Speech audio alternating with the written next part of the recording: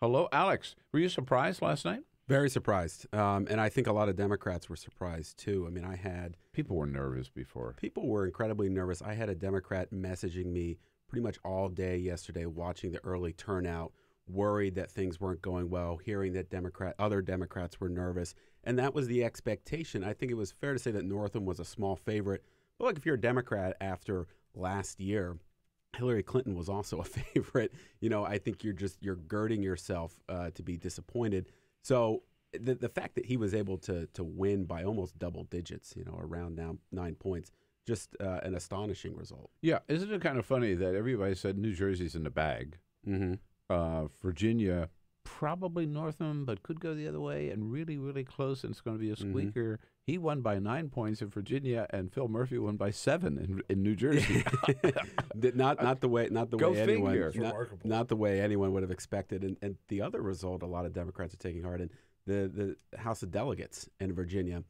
They needed to win 17 seats to win a majority, and they might have done that. I mean, there are still probably some recounts coming. But look, I talked to Democrats. Pardon me on that point, if I can.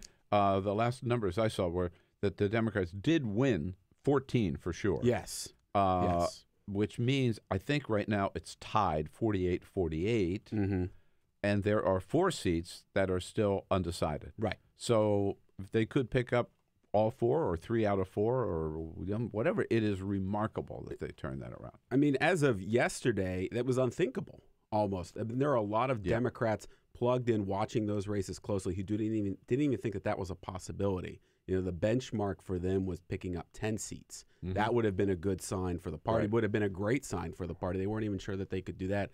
To win the majority was kind of outside the bounds of reasonable thought yesterday, and really suggests that the wave out there for Democrats is bigger and deeper than anyone would have expected. A couple of those state legislative seats are particularly noteworthy. Danica Rome, right. Became the first transgender member of the Virginia House, which is significant enough. But she beat Bob Marshall, who was the biggest homophobe, self-described homophobe in the Virginia House of Delegates, who was the author of the Virginia's version of the North Carolina bathroom bill, right? Right. Homophobic to hell.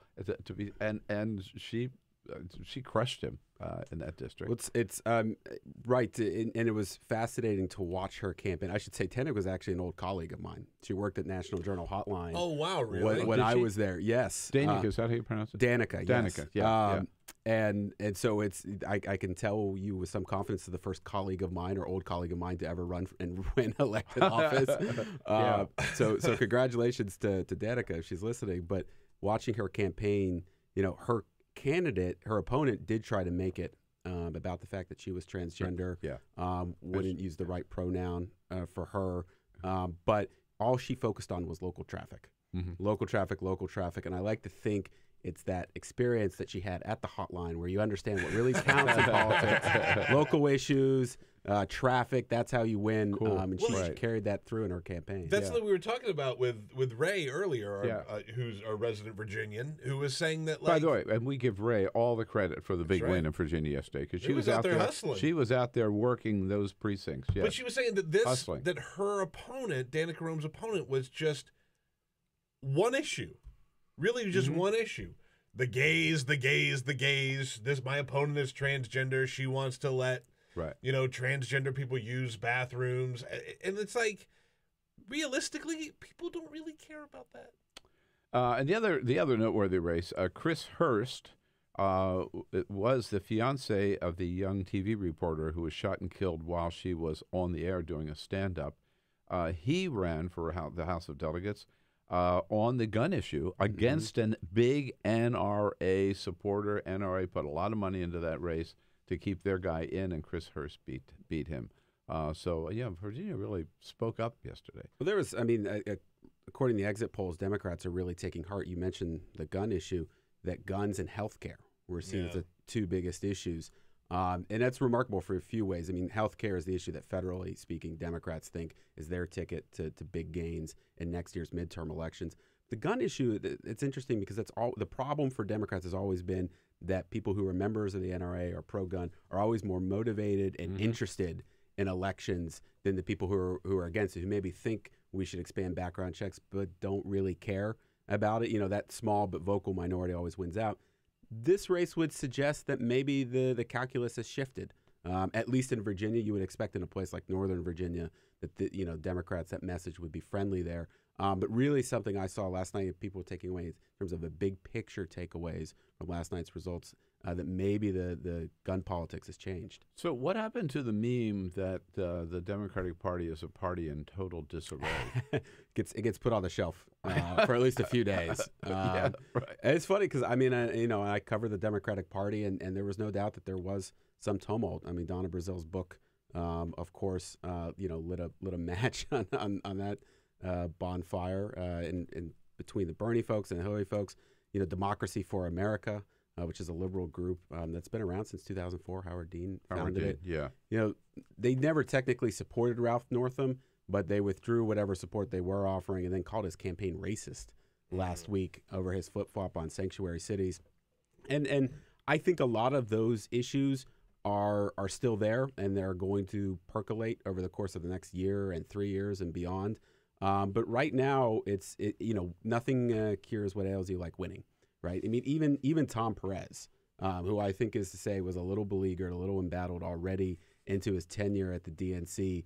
He was out there at the Northam campaign, hooting and hollering about victory, and people feel good about him now. He started his day sitting right where you are yesterday. He said he had put 700 miles on his car in like 2 days. 2 days, a couple of days. If he'd really worked hard on, and you're right, if he can look and point to, to what extent they were involved in them, who cares? To Virginia, where they were very much involved, the DNC in Virginia, but point to Virginia and New Jersey and New York City and Seattle and all those other races and the House of Delegates where they had they worked hard to get delegates, then he can say, hey, we're on a roll, right? Right. Yeah. And I think the smartest thing a lot of Democrats can do now is to take these results and go to states like Pennsylvania or Michigan and look at even some of the House and state Senate districts that people thought were out of reach, and maybe they don't have a good candidate or have any candidate running, and say, you know what, we need candidates everywhere. We need candidates up and down the ticket because we don't know how big the wave is. This race might seem unwinnable right now, but so were a handful of the races that we just won last night in Virginia. And there were some Democrats telling me last night, in fact, that that's what the party needs to focus on. And it's something Tom Perez has focused on, really focused on winning local elections. As he told us yesterday, I mentioned earlier, the last 4 years ago, I don't know how many exact number, but there were many districts for the House of Delegates where they didn't even field a Democratic candidate. Right. This time they had a Democrat running in every district. Well, there's so much focus on Virginia, and there should be, but there were races in Georgia, actually, two state House races in districts so Republican. Democrats hadn't even fielded a candidate, reportedly, since 2012, that they won last night. Really? I mean, this is, look, Virginia. That didn't hit my radar yet. Right, right. Well, there are a lot of good things that happened to the Democratic Party, and everyone's trying to digest it this morning. But that really caught me because you do, in analyzing the results last night, you wonder a little bit, is this a Virginia-only phenomenon? Right? Clearly not. Clearly not. I think Virginia can exacerbate the problem for Republicans because of its demographic makeup and how it's changed. But this extends to Georgia. Democrats are picking up local council seats in Delaware County and Pennsylvania last night, which they had never won in the history of the county. And this is an area, look, this is a place where someone like Pat Meehan is the Republican incumbent congressman there, who I consider, if you want to ask yourself, do Democrats win the House next year? It's someone like Pat Meehan, whether or not he would lose. Well, locally, Democrats in his district are winning where they've never won before. That's the kind of thing that makes you worried if you're someone like Pat. The Washington Post reported yesterday, front page story, the three Democrats who've won in Oklahoma in deep red districts, right, for state legislative seats as well. And then, of course, in Washington State, which is not a red state, but we had the state Senate was still in Republican hands until last night with what's her name? Munkadinga, winning that state Senate seat in the 45th district, which means you got the blue wall now down the West Coast. Right, exactly.